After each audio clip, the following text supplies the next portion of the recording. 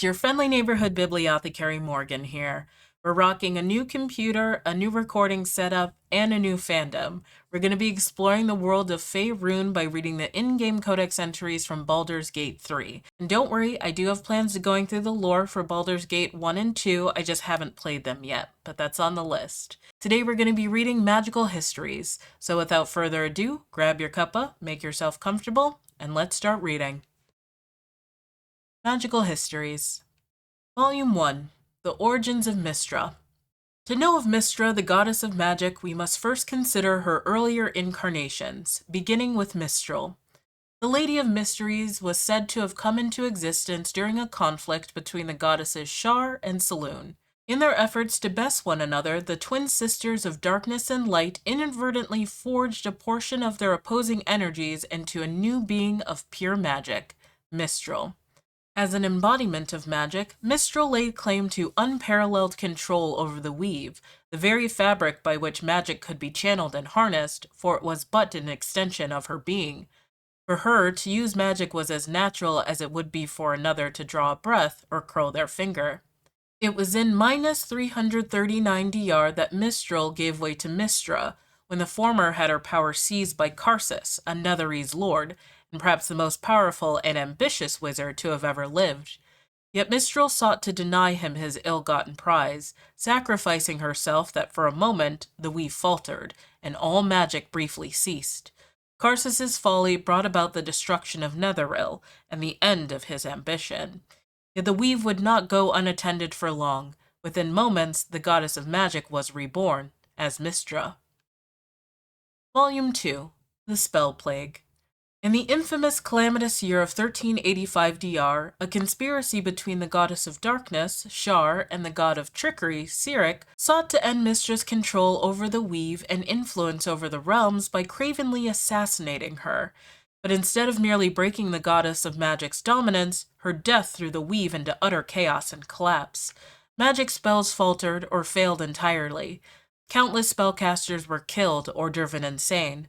A vast storm of blue flame arose from the mare jungles and swept the continent, churning and reshaping the land and leaving whole regions devastated. For the murder of Mystra, Sirik was sentenced by a conclave of gods to 1,000 years imprisonment. Toril would face nearly 100 years of upheaval before Mystra could return once again, reinstated as goddess of magic in 1480 DR, thanks to the efforts of the legendary wizard Elminster Amar, and the events of the Second Sundering, to be fully explored in the next volume. Volume 3 The Second Sundering. In the years following Mystra's assassination, the planes of existence were in upheaval.